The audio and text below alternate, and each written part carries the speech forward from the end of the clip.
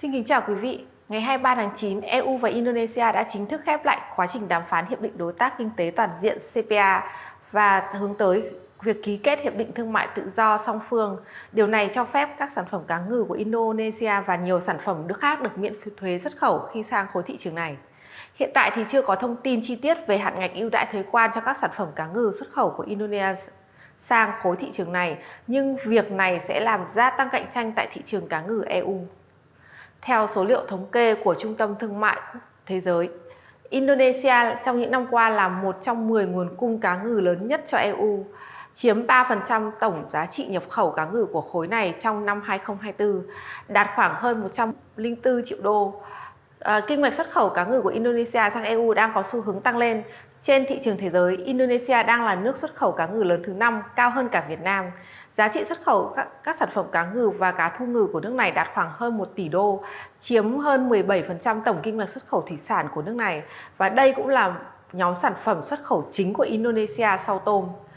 Khi mà FTA giữa EU và Indonesia có hiệu lực thì các sản phẩm cá ngừ của Indonesia sẽ được giảm thuế và hoặc lại bỏ thuế nhập khẩu vào EU, giúp hạ giá thành xuất khẩu, tăng cạnh tranh về giá. Bên cạnh đó thì các nhà sản xuất cá ngừ của Indonesia có khả năng tiếp cận thị trường EU dễ dàng hơn, đặc biệt là cho các sản phẩm không chế biến sâu hoặc là bán thành phẩm, tạo ra ưu thế hơn so với các đối thủ bị áp thuế cao hoặc không có FTA tương đương.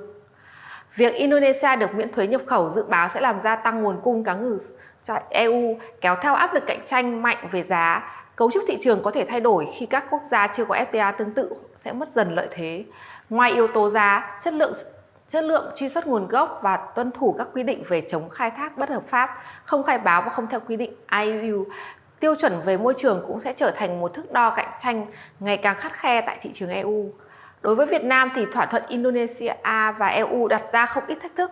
Dù có EVFTA, song hạn ngạch miễn thuế đối với cá ngừ đóng hộp của Việt Nam chỉ dừng ở mức 11.000 tấn một năm, thường thì chỉ hết trong vài tháng đầu năm. Sau đó các sản phẩm của Việt Nam sẽ chịu thuế MNF, khiến giá khó cạnh tranh với cá ngừ Indonesia nếu họ được hưởng ưu đãi toàn diện hơn.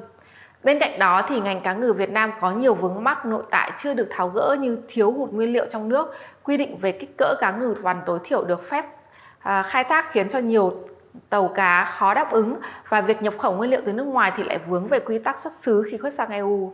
Bên cạnh đó thì các yêu cầu ngày càng cao về chứng nhận bền vững, tiêu chuẩn theo quy định chống khai thác IUU cùng với chi phí logistics tăng khiến cho cạnh tranh của doanh nghiệp Việt Nam ngày càng bị bào mòn. Sự kiện Indonesia đạt được thỏa thuận thương mại với EU cho thấy bức tranh cạnh tranh toàn cầu ngày càng khốc liệt hơn.